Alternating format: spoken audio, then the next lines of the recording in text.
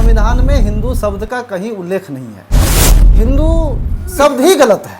हिंदू शब्द का उच्चारण हुआ है वो मुगलों द्वारा हुआ है और उसका उच्चारण बहुत ही गलत है। हमारे देश के लोग अपने आप में हमको हिंदू कहने में अनुसरण कर लिया, यह शब्द ही गलत है।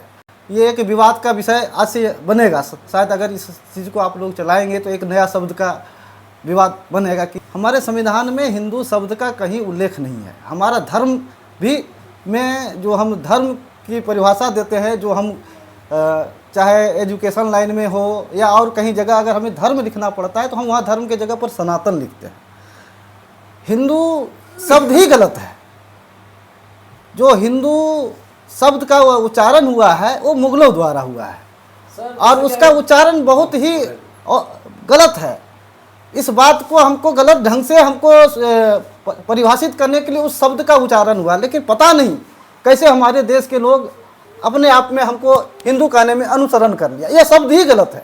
हमें अगर हम हिंदू धर्म को अगर हम अपने आप को हिंदू कहना चाहते हैं तो हमको अपना धर्म को सनातन करना चाहिए। हम सनातन का प्रचार कर सकते हैं।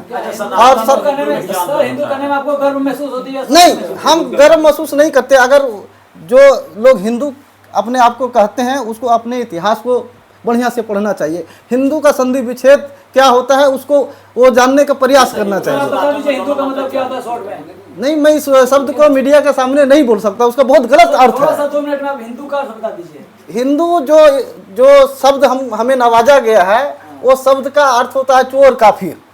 मतलब जो आए थे मुगल यहाँ इंडिया में वो हमको इस शब्द से नवाजे थे, तो उस शब्द को हम लोग अनुसरण कर लिए और उसका प्रचार कर लें। लेकिन हमारा धर्म सनातन है और जो सनातन धर्म है वो किसी कभी ये नहीं कहता है कि आपस में भेदभाव करो, भाईचारा खत्म करो। सनातन शब्द ही जोड़ने का शब्द है, तोड़ने का शब्द नहीं है। तो आप लोग मीडिया बंधु हैं, मैं इस आप लोग के माध्यम से जो हिंदू शब्द का लोग अपने उच्चारण कर लिए हैं उसको ब्रेक लगना चाहिए। धर्म के प्रति हमें धर्म के नाम पर सनातन बोलना चाहिए अपने। अगर जो पढ़े लिखे लोग हैं जो इसका अध्ययन करेंगे, किताबी अध्ययन करेंगे, अपने इतिहास को खोजेंगे तो शायद लोगों को आभास होगा कि जो मैं बोल रहा हूँ उस सत्य बोल रहा हूँ। लेकिन जो इस नाम पर राजनीति करना चाहते हैं, लोगों को तोड़ने का काम करना चाहते हैं, उसको शायद मेरी बात को बुरा लगेगा। लेकिन जब वो इतिहास की ओर जाएंगे, जब अपना धर्म को खोजेंगे तो उनका धर्म सनातन मिलेगा। झाझा दंगे में दोनों पक्षों के लोगों में से कुछ लोगों की गिरफ्तारी हुई है, उस गिरफ्तारी को किस नजर से देखते हैं?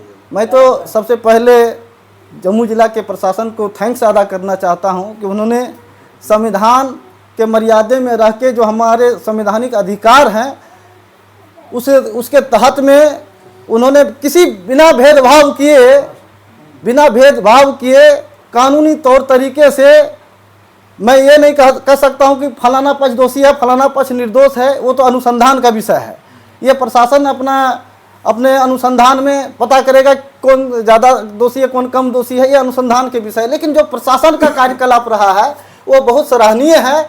उन्होंने किसी तरह का भेदभाव नहीं किया, किसी तरफ का पक्षपात नहीं किया। जिस वर्ग का लोग भी दोषी थे उसके खिलाफ कार्रवाई की है। आगे जो भी और दोषी होंगे उसके खिलाफ कार्रवाई करेंगे, मुझे पूर्ण विश्वास है। इसलिए मैं जम्मू जिला प्रशासन को मैं थैंक्स अदा करता हूं कि उन्हें निष्पक्ष तरीके से कार्रवाई की है। और आज जम्मू के जो माहौल है, जो आज हम लोग अमन चैन से शांति से गुजर बसर कर रहे हैं, इसके लिए जम्मू प्रशासन को मैं अपनी तरफ से थैंक्स अदा करता हूँ।